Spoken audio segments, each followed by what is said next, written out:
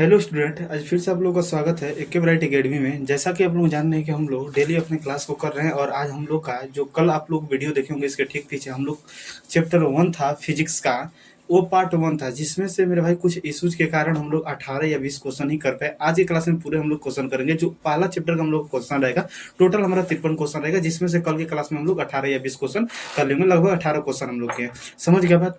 तो आज की क्लास में हम लोग करेंगे इसके 19 के क्वेश्चन से और इसके बाद हम लोग अपने क्लास को आगे बढ़ाएंगे। समझ में आ गया ना? तो आई होप कि आज की क्लास आपको बड़ी ही अच्छा तरीका से समझ में आएगा और डेली की क्लास मेरे भाई जो दिया जा रहा है आपको एकदम अच्छा तरीका से आपको समझ में आता होगा। तो चलिए चलते हैं अपने क्लास को जल्दी से हम लोग स्टार्ट करें। ये जो आपका वीडियो है पार्ट 2 है, ये हमारा पार्ट 2 है प्रकाश के परावर्तन का। समझ में आ गया ना? तो चलिए चलते हैं हम लोग 19 नंबर क्वेश्चन से स्टार्ट करते हैं। 18 क्वेश्चन कर चुके थे हम लोग, 19 क्वेश्चन आज से हम लोग स्टार्ट करते हैं। तो चलिए चलते हैं मेरे भाई 19 नंबर क्वेश्चन को हम लोग अभी से देखना स्टार्ट करते हैं। चलेंगे 19 नंबर क्वेश्चन आप देखेंगे और जवाब देते चलेंगे। बताएंगे यदि किसी बिंब का, क्वेश्चन देखिए और इसका आंसर मेरे भाई दीजिएगा। यदि किसी बिंब का, बिंब मतलब होता है मेरे भाई वस्तु, तो यदि किसी वस्तु का प्रतिबिंब का आवर्धन ऋणात्मक है तो इस प्रतिबिंब की प्रकृति क्या होगी? इस बात को आप यहाँ पर एक बात याद रखेंगे।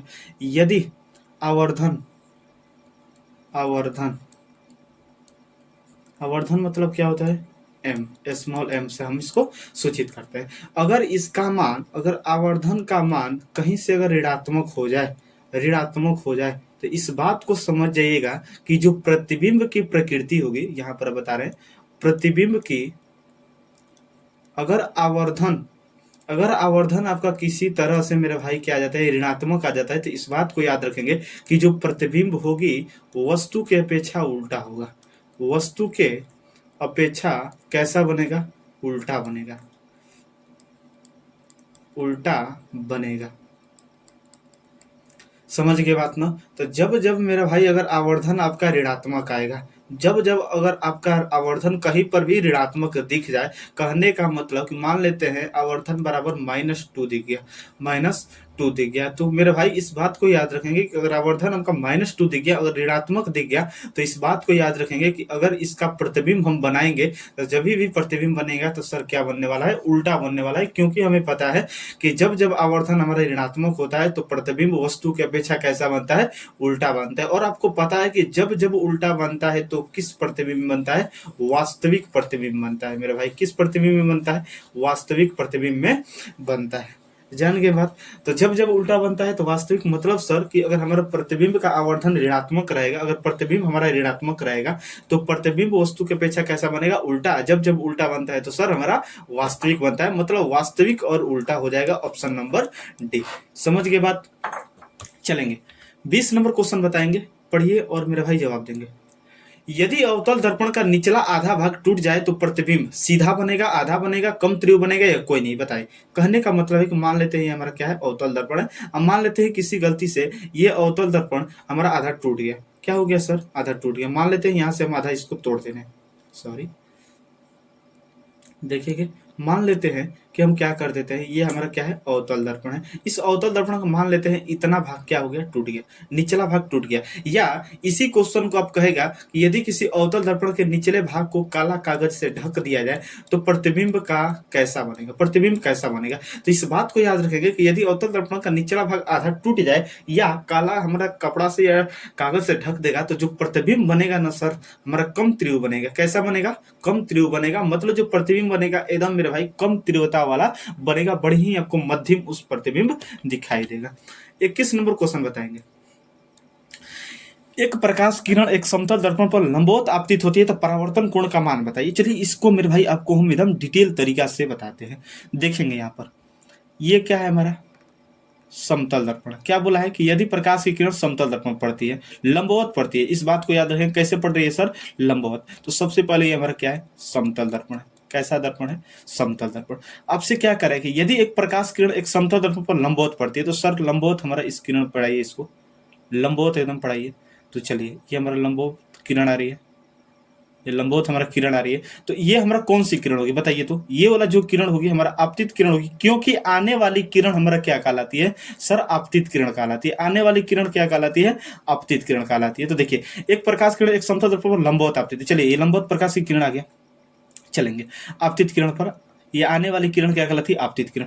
अब आपतित किरण आपको पता है कि जिस बिंदु पर आती है उसे हम क्या कहते हैं? आपतन बिंदु। तो इस बिंदु पर आ रही है, इस बिंदु पर आ रही है, तो इस बिंदु पर आ रही है, तो यह बिंदु आपका क्या कहलाएगा? तो सर हमारा आपतन बिंदु कहलाएगा। क्या कहलाएगा? आपतन बिंदु। और आपको पता है कि जिस बिंदु पर आपतित किरण आती है, ये हमारा इस बिंदु पर आपतित किरण आती है, तो इस बिंदु पर हमें क्या चाहिए? अभिलंब चाहिए। अब प्रकाश के परावर्तन के नियम पढ़े हैं, तो आपतित किरण जिस बिंदु पर आएगी तो उस बिंदु पर हमें क्या चाहिए सर? अभिलंब चाहिए। तो चलिए इस पर अभिलंब खींचिए। आपको समझने के लिए हम अभिलंब खींच रहे हैं, थोड़ा सा पास पास में, थोड़ा सा कि आपको लगे कि नहीं, समझ आएगा ना? अगर ये हम अभिलंब अगर खींचे तो मेरे भाई यह अभिलंब हमारा इसके ऊपर ही जाएगा। इस बात को आप समझने का कोशिश करेंगे, समझ आएगा ना? अभी हम आपको बता रहे हैं, समझ आएगा? तो ये जो मेरा भाई ये अभिलंब अगर इस पर हम खींचे तो यह अभिलंब जो आपको दिख रहा है ठीक इसके ऊपर हमारा जाएगा, समझ आएगा ना? अब बताइए, आपतित किरण और ये अभिलंब हमारा ठीक एक दूसरे के ऊपर है। जब एक दूसरे के ऊपर होता है तो कोण कितने डिग्री का? सर 0 डिग्री का। मतलब ये आपतित किरण आ रही है और इस पर हम अभिलंब खींच रहे हैं, इस पर हम अभिलंब खींच रहे हैं। मतलब आपतित किरण और अभिलंब के बीच जो कोण कहलाता है आपतन कोण कहलाता है। और आपतन कोण यहाँ पर क्या कहलाता है सर? हमारा 0 डिग्री। क्यों 0 डिग्री? क्योंकि आपतित किरण और अभिलंब जब खींच रहे हैं तो दोनों एक दूसरे पर आ रही है। जब दो किरण एक दूसरे के ऊपर होती है, जब दो किरण एक दूसरे के ऊपर ही होती है तो सर हमारा जो कोण बनता है 0 डिग्री का बनता है। तो आपतित किरण अभिलंब के साथ 0 डिग्री बनाकर आ रही है, तो सर जाएगी भी तो हमारा 0 डिग्री पर ना, टकरा कर भी जाएगी 0 डिग्री पर। और 0 डिग्री कब बनेगा? जब एक दूसरे के ठीक इस पर ही चली जाएगी। तो बताइए, हमारा परावर्तित किरण ऊपर जाएगी इसी पर और अभिलंब भी इसी पर आ जाएगा। मतलब परावर्तित किरण और अभिलंब एक दूसरे के ऊपर है, मतलब हमारा क्या कहलाएगा? परावर्तित किरण अभिलंब के बीच बने कोण को परावर्तन कोण कहेंगे। तो 0 डिग्री पर आ रही है तो जाएगी भी सर 0 ही डिग्री पर। समझ गए बात को? तो क्या हो जाएगा हमारा? 0 डिग्री। समझ गए बात? ये हमारा यहाँ पर क्या रहेगा? डिग्री। समझ गए मेरे भाई? ये हमारा क्वेश्चन है, बड़ी बेहतरीन क्वेश्चन है, याद रखेंगे। आपतन कोण का भी वैल्यू हमारा 0 डिग्री होगा और परावर्तन कोण का भी क्या होगा? 0 डिग्री होगा। 22 नंबर क्वेश्चन बताएंगे, समतल दर्पण द्वारा बना प्रतिबिंब कैसा होता है? वास्तविक काल्पनिक दोनों या कोई नहीं? तो यार हमको पता है सर, हमको पता है कि समतल दर्पण जो बना प्रतिबिंब होता है कैसा बनता है? काल्पनिक बनता है। कैसा बनता है सर? काल्पनिक प्रतिबिंब। हमेशा आभासी प्रतिबिंब बनता है। 23 नंबर क्वेश्चन बताएंगे, सरल सूक्ष्मदर्शी में किसका उपयोग होता है? अवतल दर्पण, उत्तल दर्पण, अवतल लेंस या उत्तल लेंस? तो इस बात को याद रखेंगे, जो सरल सूक्ष्मदर्शी में हमारा उपयोग होता है तो सर उपयोग होता है उत्तल लेंस का। आप इस बात को याद रखेंगे, उत्तल लेंस का उपयोग होता है। 24 नंबर क्वेश्चन बताएंगे, किसी दर्पण की फोकस दूरी चिन्ह परिपाटी के अनुसार ऋणात्मक मानी जाती है। बताइए, किस दर्पण की फोकस दूरी चिन्ह परिपाटी के अनुसार क्या मानी जाती है सर? ऋणात्मक मानी जाती है। तो बताइए, चलिए यहां पर हम आपको एकदम डिटेल में सर बता रहे हैं। देखिए, ये क्या है? आपका अवतल दर्पण है। सबसे पहले हम अवतल दर्पण को, अवतल दर्पण बाहरी सतह कलई किया होता है, देखेंगे। चलिए मान लेते हैं कि ये हमारा क्या होता है? ध्रुव होता है सर। ये हमारा जो एफ होता है और ये क्या हो गया? सी हो गया। समझ के बाद तो मान लेते हैं एक बार के लिए, आपको पता है कि हमारा जब मुख्य अक्ष के समानांतर किरण आती है, मुख्य अक्ष के जब समानांतर किरण आती है तो कैसे जाती है? मुख्य फोकस से होकर जाती है सर, मुख्य फोकस से होकर जाती है, हमको पता है। हमको एक चीज बताइए, ये मुख्य फोकस हो गया, ये ध्रुव हो गया, तो मुख्य फोकस और ध्रुव के बीच की दूरी क्या कहलाती है? मुख्य फोकस और ध्रुव के बीच की दूरी क्या कहलाती है? तो सर मुख्य फोकस और ध्रुव के बीच की दूरी जो हमारा कहलाती है ना, हमारा स्मॉल एफ कहलाती है। क्या कहलाती है? फोकस दूरी कहलाती है। समझ गए बात? हाँ सर समझ गए। चलिए चलते हैं। ये हमारा अवतल दर्पण के लिए। यहाँ पर एक हम आपको उत्तल दर्पण के लिए बता रहे हैं। ये आपका उत्तल दर्पण है। ये क्या हो गया? ध्रुव हो गया। ये क्या हो गया? एफ हो गया। और ये क्या हो गया? सी हो गया। चलिए ध्यान दीजिएगा, हमारा समानांतर किरण को भेज रहे हैं, समांतर किरण को भेज रहे हैं हम अपने उत्तल दर्पण। तो पता है कि सर यहाँ से जो हमारा टकराएगी यहाँ इस तरह चली जाएगी। समझ आएगा ना? जब इसको हम पीछे बढ़ाएंगे, तो मुख्य फोकस से सर होती हुई जाएगी, मुख्य फोकस से होती हुई जाएगी, प्रतीत होगी। समझ आएगा ना? तो अभी आपको पता है कि सर ध्रुव और मुख्य फोकस की जो दूरी कहलाती है ना, ध्रुव और मुख्य फोकस की दूरी क्या कहलाती है सर? फोकस दूरी कहलाती है। क्या कहलाती है? फोकस दूरी। बात समझ गए? चलिए अब ध्यान देते हैं, ध्यान दीजिएगा यहाँ पर मेरे भाई। आपको पता है चिन्ह परिपाटी के अनुसार बोला है, तो चिन्ह परिपाटी के अनुसार सभी दूरियां हम ध्रुव से मापते हैं, मतलब इधर नापते हैं, इस दर से इधर, इधर से इधर नापेंगे। हम किधर साइड चलेंगे सर? लेफ्ट साइड चलेंगे। किस साइड चलेंगे? Left side.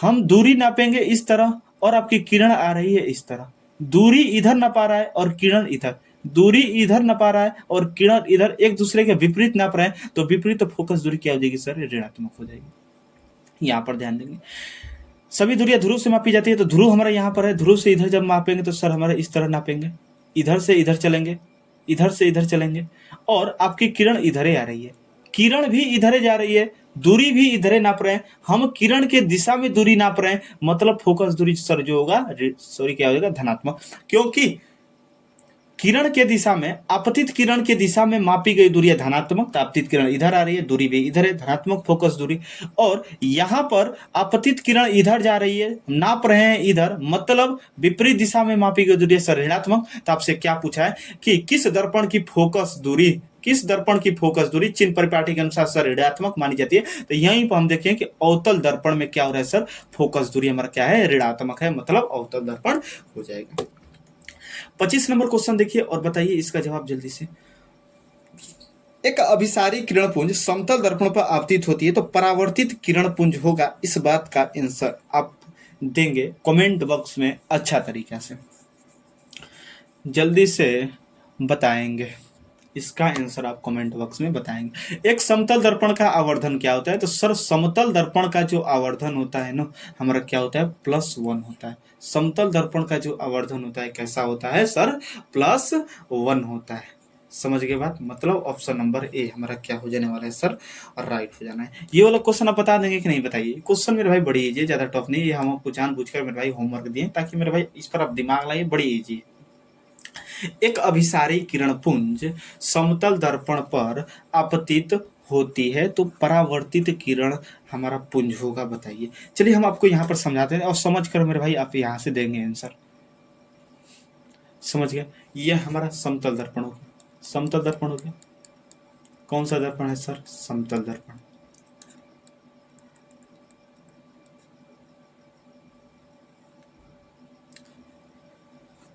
चलिए, एक अभिसारी किरण पुंज समतल दर्पण पर क्या हो रही है सर, आपतित हो रही है। तो एक चीज हमको बताइए ना सबसे पहले कि अभिसारी किरण पुंज आखिर होता क्या है, तब तो मेरा भाई आप समझ पाएंगे कि अभिसारी किरण पुंज हम किसे कहते हैं, तब तो हम इसका जवाब दे पाएंगे सर। तो हम बिल्कुल सोच रहे हैं सर अभिसारी किरण पुंज का कहने का मतलब क्या होता है, समझ के बात को। चलिए हमको एक चीज बताइए, चलिए हम आपको बता रहे हैं अभिसारी किरण पुंज का मतलब क्या होता है। तो सर अभिसारी किरण पुंज का मतलब होता है कि इसमें जो भी किरण होगी एक ही बिंदु पर आकर मिलेगी, जिससे ये बिंदु होगी, जिधर से किरण आएगी इसी बिंदु पर सर क्या होगी, मिलती रहेगी, इसी बिंदु पर सर मिलती रहेगी, सारी किरण इधर बिंदु पर जाएगी। मतलब वैसा किरण पुंज जिसमें सभी किरणें एक बिंदु पर आकर मिलती है तो क्या हो जाएगी, उसे अभिसारी किरण पुंज हम सर क्या कहते हैं। तो अभिसारी किरण पुंज क्या होता है, वैसा किरण पुंज जिसमें प्रकाश की किरण एक ही बिंदु पर आ रही है, समझ जाएंगे ना। मान लेते हैं यहाँ पर एक क्या है, बिंदु है, समझ गए। चलिए इस बिंदु पर आ रही है, इस बिंदु पर आ रही है, हमको बताइए ये बिंदु पर आ रही है, जितना भी आप किरण भेजेंगे तो इस बिंदु पर आएगी, इस बिंदु पर, इस बिंदु पर आएगी। जब जब इस बिंदु पर आएगी तो क्या कहलाएगी, अभिसारी किरण पुंज कहलाएगी। हम आपको मेरे भाई अच्छा तरीका से बताते हैं, एकदम अच्छा तरीका से डायग्राम मेरे भाई आपको बनाकर, ताकि और बेहतरीन समझ में आए आपको। चलेंगे समझेंगे अच्छा तरीका से, देखेंगे।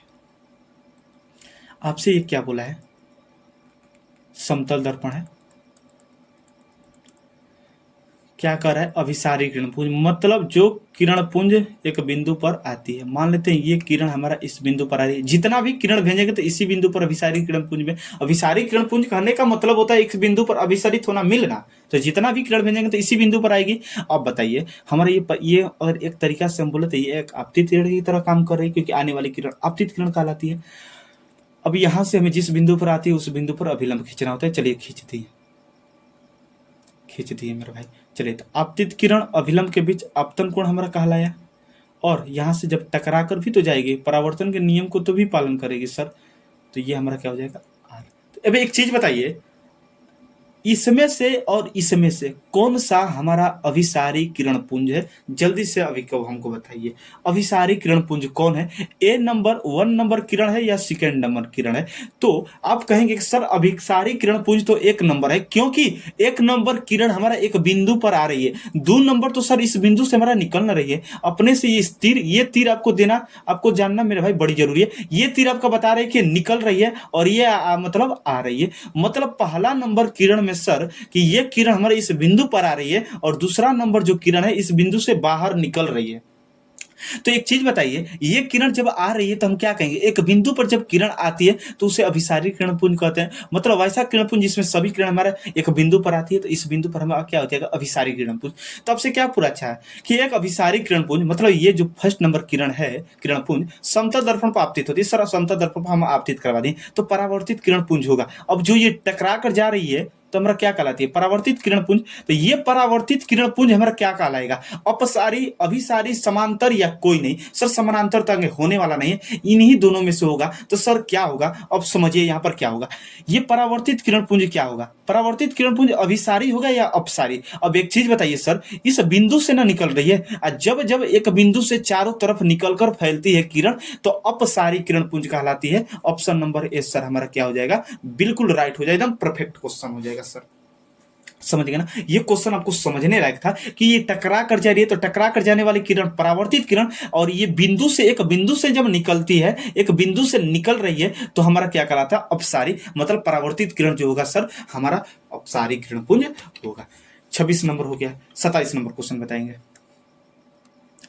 निम्न में से किस दर्पण द्वारा किसी वस्तु का आभासी मिल सकता है? किस दर्पण के द्वारा आभासी प्रतिबिंब मिलेगा? बताइए, निम्न में किस दर्पण द्वारा किसी वस्तु का आभासी प्रतिबिंब मिल सकता है? समतल दर्पण में? हाँ सर समतल दर्पण में तो आभासी प्रतिबिंब मिलता है, सही है। उत्तल दर्पण में? हाँ सर उत्तल दर्पण में भी अभिसारी मिलता है। अवतल दर्पण? हाँ ये भी हो जाएगा। अवतल दर्पण में भी हमारा एक केस होता है जो ध्रुव और मुख्य फोकस के बीच होता है तो आभासी प्रतिबिंब बनता है। मतलब सर हमारा राइट आंसर डी होगा, क्योंकि तीनों हमारा दर्पण से मिलता है अभिसारी। अगर आपसे ये बोलता है कि निम्न में किस दर्पण द्वारा, किस दर्पण द्वारा, अगर ये हम लाइन न दे दे और ये कह दे किस दर्पण द्वारा केवल आभासी प्रतिबिंब बनता है, ये मेरे भाई वर्ड बड़ी ही अपने आप में महत्वपूर्ण है। क्या बोला है? केवल। मतलब फिक्स है कि किस दर्पण में हमारा केवल और केवल आभासी बनेगा। तो सर हमारा उत्तल और समतल में केवल हमारा बनता है आभासी। अवतल में तो सर हमारा क्या बन जाता है? वास्तविक भी बन जाता है। लेकिन आपसे अगर हम पूछ दे कि केवल, अगर पूछे बता दीजिए केवल किस दर्पण में हमारा आभासी के अलावा कुछ नहीं बनता है, तो सर समतल और उत्तल में हमारा आभासी ही बनता है। लेकिन आपसे क्या पूछा गया था? निम्न में किस दर्पण द्वारा किसी वस्तु का आभासी प्रतिबिंब मिल सकता है? मतलब तीनों में हमारा मिल सकता है। 28 नंबर क्वेश्चन बताएंगे। चिन्हों के निर्देशांक परिपाटी में धनात्मक फोकस दूरी होती है। तो हम अभी आपको बता चुके कि जो फोकस दूरी धनात्मक होगी किस दर्पण में मिलेगी? तो सर उत्तल दर्पण में मिलेगी। किस में मिलेगी? उत्तल दर्पण में हमारा फोकस दूरी क्या सर मिलेगी? धनात्मक मिलेगी। 29 नंबर क्वेश्चन बताएंगे। निर्देशांक चिन्ह परिपाटी में सभी दूरियां मापी जाती है। हम आपको पहले ही बता चुके, सभी दूरियां मेरे भाई ध्रुव से मापी जाती है, पोल से मापी जाती है। समझ आएगा ना? मतलब पोल मतलब होता है हिंदी वर्ड ध्रुव। समझेगा। 30 नंबर बताएंगे प्रकाश के परावर्तन के नियम क्या है? तो ये तो सबको पता है सर, प्रकाश के परावर्तन के नियम दो है। आपतित किरण, परावर्तित किरण तथा आपतन बिंदु पर डाला गया लंब हमारा तीनों एक ही तल में होता है। और दूसरा कि सर आपतन कोण परावर्तन कोण के क्या होता है? बराबर होता है। समझ गए। 31 नंबर बताएंगे। गोलीय दर्पण में फोकसांतर एवं वक्रता त्रिज्या के बीच संबंध क्या? फोकसांतर मतलब सर एफ और वक्रता त्रिज्या मतलब आर, तो यही तो संबंध होता है। एफ बराबर आर बटे 2। देख लीजिए कहां पर दिया है, एफ बराबर आर बटा में 2, कहीं पर नहीं दिया है सर। तो हम क्या कर देंगे, बटा में कुछ नहीं तो 1, आर में 1 का गुणा आर हो जाएगा, 2 में एफ का सर 2f हो जाएगा। आर बराबर क्या हो जाता है? 2f। Option number A. समझ में आ गया ना? 32 नंबर क्वेश्चन बताएंगे। निर्गत किरण एवं अभिलंब के बीच के कोण को कहते हैं। ये क्वेश्चन आपके इस चैप्टर का नहीं है, दूसरा चैप्टर का है, इसमें हम डाल दिए, कोई नहीं मेरे भाई, याद कर लीजिएगा। हम दूसरा चैप्टर में पढ़ाएंगे तो आपको बता देंगे। निर्गत किरण एवं अभिलंब के बीच के कोण को क्या कहते हैं? हम चलिए एक चीज आगे हमको बताइए, तब इसका हम आंसर आपको बताएंगे, समझा लेते हैं। तभी एक चीज बताइए, आपतित किरण एवं अभिलंब के बीच के कोण को क्या कहते हैं? तो सर अपतन कोण कहते हैं, अपतन कोण कहते हैं। परावर्तित किरण अभिलंब के बीच परावर्तन कोण कहते हैं। उसी तरह निर्गत किरण एवं हम क्या बोल रहे हैं, आपतित किरण और अभिलंब तो आपतन कोण, परावर्तित किरण और अभिलंब परावर्तन कोण। ठीक उसी तरह निर्गत किरण और अभिलंब निर्गत कोण। क्या दिक्कत है? कुछ भी नहीं सर, निर्गत कोण। 33 नंबर क्वेश्चन बताएंगे, किस दर्पण द्वारा प्रतिबिंब सीधा एवं किस दर्पण द्वारा प्रतिबिंब सीधा एवं छोटा बनता है? बताइए। उत्तल दर्पण द्वारा, अवतल दर्पण द्वारा या समतल दर्पण द्वारा? बताइए। तो सर अवतल तो नहीं होगा, अवतल में तो हमारा क्या बोला है कि किस दर्पण द्वारा प्रतिबिंब सीधा एवं छोटा प्रतिबिंब बनता है? किस दर्पण द्वारा प्रतिबिंब सीधा एवं छोटा बनता है? तो सर छोटा तो सीधा और छोटा। अब कोई कहेगा सर एक चीज बताइए, अवतल दर्पण में तो हमारा क्या बनता है? छठवां केस में हमारा आभासी प्रतिबिंब बनता है। जब जब आभासी बनेगा तो सर हमारा सीधा बनबे करेगा। मेरे भाई वो बात सही है, आपका सीधा बनेगा। हमको भी मेरा भाई पता है कि इस बात को आपको, यह बात आपको मेरा भाई बिल्कुल अच्छा तरीका से पता है। वो आपको अच्छा तरीका से पता है कि सर अवतल दर्पण में हमारा एक केस होता है जो हमारा आभासी प्रतिबिंब बनाता है, हमारा छठा केस। लेकिन एक बात आप ये भी याद रखेंगे कि जो बनता है तो क्या आभासी तो सीधा बनेगा, चलिए सही है। तो क्या छोटा उस अवस्था में बनता है? सर बड़ा न बनता है। तो छोटा कैसे आप दिया है? छोटा मतलब हमारा अवतल दर्पण नहीं होगा, समतल दर्पण नहीं होगा, क्योंकि समतल दर्पण में जो प्रतिबिंब हमको भी पता है आभासी बनेगा। आभासी बनेगा जब जब सीधा भी बनेगा। लेकिन वो अगर आकार में बात करें तो छोटा थोड़ी बनता है सर, बराबर प्रतिबिंब बनता है समतल दर्पण में। जितना वस्तु रहेगा उतना ही प्रतिबिंब बनेगा। मतलब उत्तल दर्पण में सर हमारा बनता है सीधा और छोटा। इस बात को आप सोच कर मारेंगे, क्योंकि मेरे भाई बच्चा ये देखता है कि चलो सीधा है ना, तो सीधा तो हमारा उत्तल दर्पण में भी बनता है, उत्तल में भी, समतल में भी। मेरे भाई मार दो, डी नंबर रहेगा, सभी सभी मार दीजिए। लेकिन इस बात को यहाँ पर छोटा देखेंगे, छोटा कभी भी नहीं अवतल दर्पण में आभासी वाला केस में बनता है, ना हमारा समतल दर्पण में, उत्तल दर्पण में केवल और केवल बनता है। बताएंगे अवतल दर्पण है अभिसारी अपसारी दोनों या कोई नहीं? बताइए कौन सा होगा? हमको एक चीज बताइए, अगर हम आपको बात लेके चले लेंस में, तो उत्तल लेंस को हम क्या कहेंगे? अभिसारी लेंस। क्या कहेंगे? अभिसारी लेंस। समझ के बात। अगर हम बात करें अवतल लेंस का, अवतल लेंस का बात करें तो क्या कहेंगे? अपसारी, अपसारी लेंस। तो यहां पर मेरे भाई हम क्या कर देते हैं? उल्टा कर देते हैं। समझ में आ गया ना? हम क्या कर देते हैं? उल्टा। अवतल दर्पण न पूछा है सर, अवतल दर्पण को यहां पर हम क्या कर रहे हैं? लेंस में, सॉरी अवतल लेंस में हम क्या कर रहे हैं? अवतल लेंस को दूसरा नाम क्या दे रहे हैं? अपसारी लेंस कह रहे हैं, अपसारी लेंस कह रहे हैं। तो दर्पण में हम अपसारी का उल्टा अभिसारी कह देंगे सर। क्या दिक्कत?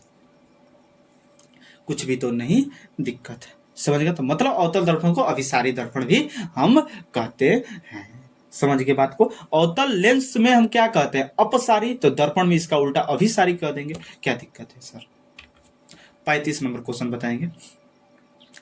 उत्तल दर्पण से बना प्रतिबिंब होता है काल्पनिक एवं छोटा, काल्पनिक एवं आवर्धित, वास्तविक एवं छोटा, वास्तविक एवं। सबसे पहला बात, उत्तल दर्पण है, उत्तल दर्पण में तो सर कभी भी वास्तविक बनता ही नहीं। ये दोनों केस हमारा गलत हो जाएगा।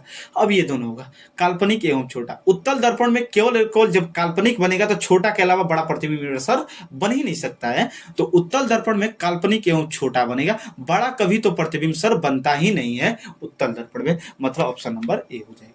36 नंबर क्वेश्चन देखेंगे और बताएंगे, निम्न में किस दर्पण द्वारा किसी वस्तु का प्रतिबिंब प्राप्त किया जा सकता है? निम्न में किस दर्पण द्वारा किसी वस्तु का वास्तविक प्रतिबिंब प्राप्त किया जा सकता है? बताइए किस दर्पण के द्वारा हम वास्तविक प्रतिबिंब प्राप्त कर सकते हैं? सर समतल दर्पण के द्वारा तो हमारा काल्पनिक होता है, नहीं होगा। उत्तल दर्पण के द्वारा काल्पनिक होगा, ये भी नहीं होगा। सर अवतल दर्पण के द्वारा हम वास्तविक प्रतिबिंब केवल और केवल प्राप्त कर सकते हैं। 37 नंबर क्वेश्चन बताएंगे, निम्न में किसमें बड़ा और वास्तविक प्रतिबिंब बनता है? बताएंगे। समतल दर्पण में तो नहीं होगा, क्योंकि समतल दर्पण में तो सर वास्तविक प्रतिबिंब बनता ही नहीं है। उत्तल दर्पण में वास्तविक प्रतिबिंब बनता नहीं है। मतलब क्या बचा? अवतल दर्पण। सर अवतल दर्पण में तो हमारा वास्तविक और बड़ा बनता ही बनता है। 38 नंबर क्वेश्चन बताएंगे, समतल दर्पण द्वारा बना प्रतिबिंब हमेशा वास्तविक होता है, काल्पनिक होता है? कभी वास्तविक तो कभी काल्पनिक, तो नॉन। मेरे भाई हमको पता है कि समतल दर्पण में केवल और केवल हमारा काल्पनिक के अलावा कोई बनता ही नहीं है। 39 नंबर क्वेश्चन बताएंगे, किसी वस्तु का आवर्धित प्रतिबिंब बनता है, किसी वस्तु का आवर्धित, आवर्धित मतलब सर बताए थे आप बड़ा होता है। तो बताइए किसी वस्तु का आवर्धित प्रतिबिंब बनता है किससे? अवतल दर्पण से, उत्तल दर्पण से, समतल से, या कोई नहीं? तो सर जो बड़ा प्रतिबिंब बनता है ना केवल और केवल हमारा अवतल दर्पण से ही बनता है, और इसके अलावा कोई भी दर्पण से बड़ा प्रतिबिंब बनता ही नहीं है। समतल से हमारा बराबर बनेगा, उत्तल से हमारा छोटा बनेगा। काल्पनिक प्रतिबिंब हमेशा सीधा होता है, उल्टा होता है, तिरछा होता है, ऊंधा होता है। तो मेरे भाई काल्पनिक प्रतिबिंब हमेशा आपको पता है कि कैसा होता है, सीधा होता है। जब जब काल्पनिक प्रतिबिंब हमारा दर्पण में बनेगा तो क्या हो जाएगा सर? छोटा हो जाएगा। तो काल्पनिक प्रतिबिंब हमेशा क्या होता है? सीधा प्रतिबिंब बनाता है।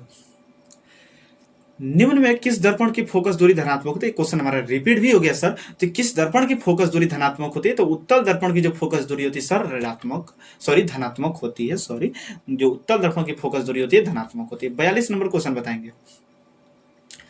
गोलीय दर्पण के ध्रुव और फोकस के बीच की दूरी को क्या कहते हैं? ये क्वेश्चन सबको पता है, हर एक बच्चा को पता है कि गोलीय दर्पण के, ये हमारा ध्रुव हो गया और यहाँ पर क्या होता है? फोकस, और यहाँ पर वक्रता केंद्र सी।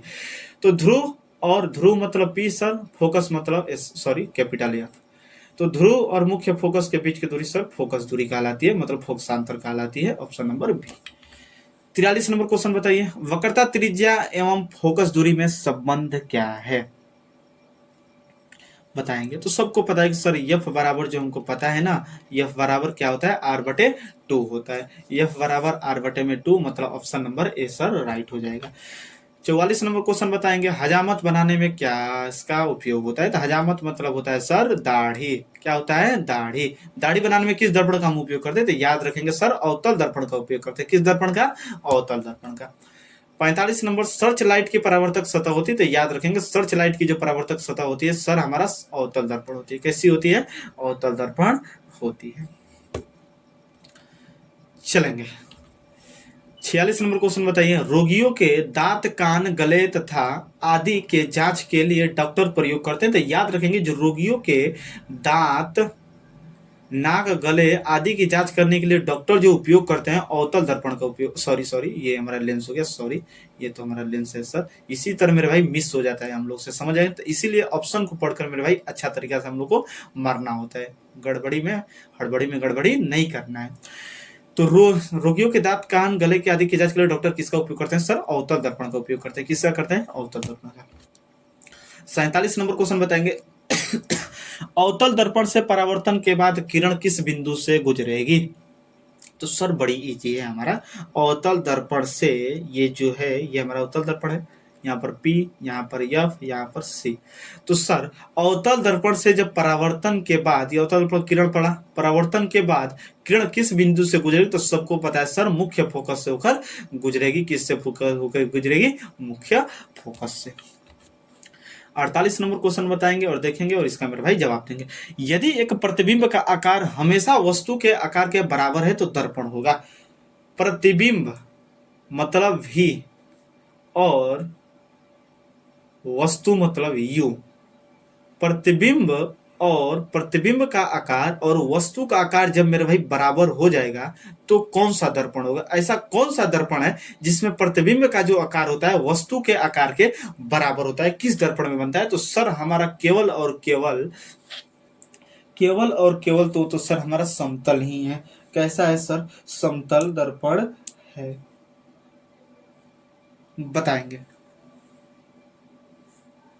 यदि एक प्रतिबिंब का आकार हमेशा वस्तु के आकार के बराबर हो रहा है तो कौन सा दर्पण होगा? अवतल होगा, उत्तल होगा, समतल होगा, या समतल और उत्तल दोनों? बताएंगे। प्रतिबिंब का आकार हमारा वस्तु के आकार के बराबर किस दर्पण में बनता है? तो सर ये तो सबको पता है। समझ गए बात को अच्छा तरीका से?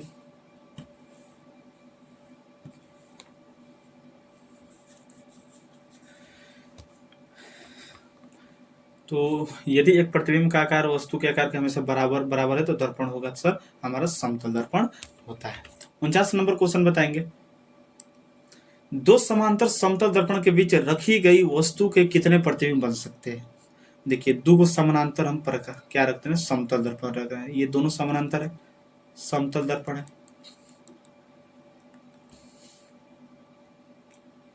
समझ में आ गया?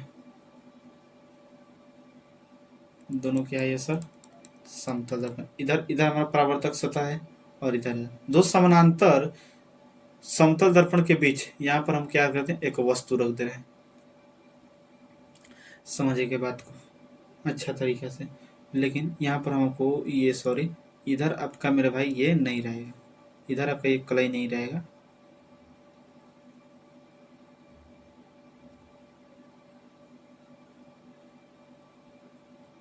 इधर कलई नहीं रहेगा सर। देखेंगे अच्छा तरीके से देखेंगे। हो गया। दोनों के बीच हम क्या रखते हैं, वस्तु रखते हैं। अब एक चीज बताइए, इसका प्रतिबिंब जो हमारा बनेगा इधर पीछे बन जाएगा, पीछे बन जाएगा। और बहुत सारा हम रख दें इसको, इसका भी प्रतिबिंब हमारा फिर से बनेगा, फिर एक रखेंगे, मतलब बहुत सारा प्रतिबिंब हमारा बनता जाएगा। क्योंकि अगर इसका प्रतिबिंब ये वाला बन रहा है तो इस दर्पण के लिए, इस समतल दर्पण के लिए, वस्तु के लिए काम करेगा, फिर इसका प्रतिबिंब यहाँ पर बनेगा। अगर यहाँ पर समतल दर्पण से देखा जाए तो मेरे भाई ये हमारा जो इसका प्रतिबिंब ये बन गया, मतलब ये जो प्रतिबिंब बना है इसके लिए हमारा वस्तु का काम करेगा। इसी तरह अनंत तक चला जाएगा। मतलब सर कैसा कितना बनेगा, अनंत बनेगा। प्रतिबिंब कितना बनेगा, अनंत बनेगा। 50 नंबर क्वेश्चन देखा जाए और बताया जाए, एक अभिसारी किरणपुंज समतल दर्पण पर आपतित होती है तो परावर्तित किरणपुंज जो होगा अपसारी होगा। मेरे भाई आपको ये बता चुके हैं, समझ में आ गया ना? अभिसारी परावर्तित किरणपुंज जो होगा कैसा होगा, अपसारी होगा। 51 नंबर क्वेश्चन बताएंगे, किस दर्पण की फोकस दूरी चिन्हों के परिपाटी के अनुसार ऋणात्मक मानी जाती है? तो सर वो अवतल दर्पण है। कैसा दर्पण है? अवतल दर्पण। क्योंकि अवतल दर्पण की जो हमारा फोकस दूरी होती है कैसा होती है, ऋणात्मक होती है। 52 नंबर क्वेश्चन बताएंगे, निर्देशांक परिपाटी के अनुसार सभी दूरियां मापी जाती है। सर ध्रुव से मापी जाती है। क्वेश्चन तो रिपीट हो रहा है सर। हाँ चलेंगे। 53 नंबर क्वेश्चन बताएंगे, प्रकाश का सबसे बड़ा स्रोत जो होता है सर हमारा टॉर्च, सूर्य, लालटेन, लकड़ी, कौन? तो सबको पता है सर प्रकाश का जो सबसे बड़ा स्रोत है, जो प्रकाश सबसे अधिक में हमें मिलता है, सूर्य से ही मिलता है सर। कैसे मिलता है? सूर्य से मिलता है। समझिए। आगे नंबर क्वेश्चन देखेंगे। चलो मेरे भाई ये आप लोग का लास्ट हमारा क्वेश्चन था, 53 नंबर क्वेश्चन। अब आप लोग का क्वेश्चन मेरे भाई खत्म हुआ। तो आज की क्लास में मेरे भाई हम लोग 19 नंबर क्वेश्चन से किए हैं 53 नंबर क्वेश्चन तक। अब कितना हम टोटल कल से मिलाए और आज से मिलाए तो मेरे भाई पूरा हम 53 क्वेश्चन किए हैं। आपको कमेंट में मेरे भाई जवाब देते हैं, आप लोग देते नहीं मेरे भाई, देना मेरे भाई होगा। क्योंकि मेरे भाई हम आपको रोज बोलते हैं मेरे भाई कमेंट दो, कम से कम तो मेरे भाई कमेंट तो कीजिए कितना आप सही किए हैं, ये तो हमको पता लगे मेरे भाई कि आपका क्लास कितना बेहतरीन होते चल रहा है, आपका एग्जाम बड़ी ही हमारा क्या है, पास में। तो 53 नंबर क्वेश्चन मेरे भाई 53 गो हम लोग क्वेश्चन किए, 53 क्वेश्चन हम लोग किए। तो आई होप कि मेरे भाई आप लोग को पूरा क्वेश्चन अच्छा तरीके से समझ में आता होगा। तो प्लीज मेरे भाई अगर आपका क्लास आपको अच्छा लगता होगा तो प्लीज अगर लाइक, कमेंट, शेयर और सब्सक्राइब करते रहेगा, ताकि हमारा मेरे भाई आने वाला जो वीडियो है सबसे पहले आप तक पहुंच जाए। और इस मेरे भाई वीडियो को, जितना भी वीडियो हम आपको दे रहे हैं, तो उस पूरे वीडियो को मेरे भाई अपने दोस्तों में खूब शेयर करिए, ताकि मेरे भाई उन लोगों को भी क्या हो सके, उन लोगों को भी मेरे भाई अपना बेहतरीन मेरे भाई रिजल्ट बन सके 2025 में मेरे भाई जो एग्जाम का होने वाला है। तो अपना भी प्रिपरेशन करते रहिए मेरे भाई, अपना अपने दोस्तों को भी मेरे भाई करवाते रहिए, ताकि मेरे भाई उस पर भी अगर अपना वीडियो जाएगा तो मेरे भाई उस पर भी हमारा अच्छा तरीका से वो भी अपना एग्जाम के लिए तैयारी करेंगे। समझ जाएंगे ना? तो मेरे भाई मेरे को पूर्ण विश्वास है कि आपको हम जितना भी अपना क्लास दे रहे हैं तो मेरे भाई अच्छा तरीका से समझ में आता होगा। अब मेरे भाई हम लोग का एग्जाम बड़े ही पास है, तो हमको मेरे भाई अपना जितना भी पढ़ लिए उस चीज को रिवीजन ही करना है। अब उतना में मेरे भाई हम लोग ऑब्जेक्टिव लगाएंगे, सब्जेक्टिव लगाएंगे, तो अच्छा तरीके से मेरे भाई हम लोग अपने क्लास को कंटिन्यू बनाएंगे और मेरे भाई अपने रिजल्ट को फोड़ेंगे। समझ गए ना? तो मेरे भाई थोड़ा सा आप लोग सपोर्ट करेंगे और अच्छा तरीका से मेरे भाई अपनी पढ़ाई को भी बरकरार रखेंगे।